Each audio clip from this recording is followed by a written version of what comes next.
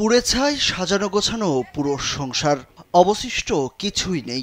যে আগুনে পুড়ে ছাই হয়ে গেছে দীর্ঘদিনের গোছানো সংসার, সেই আগুন কোনো দুর্ঘটনা থেকে লাগেনি, বরং লাগানো হয়েছে। তা আবার আগুন ধরিয়ে দিয়েছেন স্বয়ং মেয়ের জামাই। আমার জামাই কাবুল দিয়ে গরিব আসপার ধরিয়ে গতকালকে রাতের 1:44 এখানে ফোন দিচ্ছে, ফোনটা রিসিভ করি নাই দেখিয়া আগুন নাগে থুয়ে এখানে গেছে। রাত 2টার দিকে হঠাৎ করে আগুন দেয় মেয়ের জামাই কাবুল মিয়া। তার দেয়া আগুনে বাড়ির সকলের প্রাণ বাঁচলেও ঘরের অবশিষ্ট বলে কিছুই নেই। আসবাবপত্র তো পুড়ে ছাই, সেই সাথে অবুঝ প্রাণী 2টি গরু ও 5টি ছাগলও পুড়ে মারা গেছে।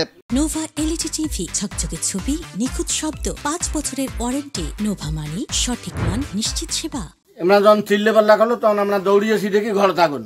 পরিস্থিতি খুব খারাপ, গরু টাডি কাটাকাটি করি বাইর করতে করতে গরু গেল অ্যাক্সিডেন্ট হয়, গরু মারা গেছে, ওটা শেষ। আর বাকি গরুগুলো যে পোড়া টোড়া যায় আদা কোনো রকম ভাবে। সে ঠিকভাবে কামাই রোজগার করে না, এবং যেটুক এরা কামাই করে বিভিন্ন বাড়িতে যে কাজ টাজ করে যেটুক কামাই করে সেইটাই ওই এখানে আসি খায়। খাওয়ার পরে ওই যে জুয়া খেলায়, এখন সেই টাকা পয়সা এদের কাছে চায়, সেই টাকা পয়সা ওরা দিতে পারে না।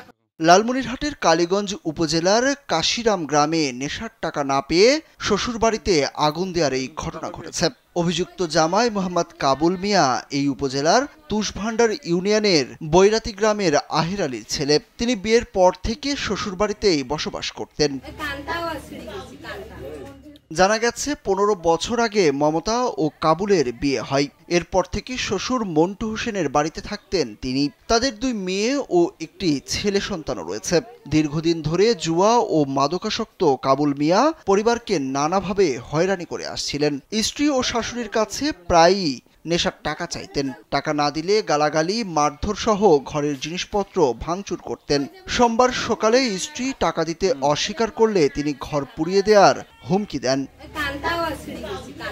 পরে মঙ্গলবার গভীর রাতে সবাই ঘুমিয়ে পড়লে হঠাৎ করে কাবুল মিয়া বাড়িতে আগুন ধরিয়ে দেন। প্রতিবেশীরা আগুন নেভানোর চেষ্টা করলেও আশপাশের বাড়ির বৈদ্যুতিক মোটরের সংযোগ কেটে দেন কাবুল। ফলে আগুন আরো দ্রুত ছড়িয়ে পড়ে।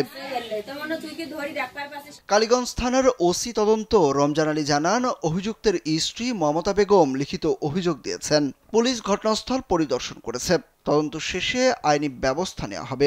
এটা গতকালকে একটা অভিযোগ গেছিল এই সংক্রান্তে, পরে এটা অভিযোগটা একটু ওই যে আজকে আসার কথা ছিল, তো এখনো আসেনি। আসেনি, ব্যবস্থা করা হবে, মামলা হবে আর কি। স্থানীয়রা বলছেন, নেশাগ্রস্ত জামাই সাজানো গোছানো পুরো সংসারটাকে তছনছ করে দিয়েছে। এমন জামাইয়ের দৃষ্টান্তমূলক শাস্তির দাবি সকলের। সুরুজ আহমেদ, কালবেলা।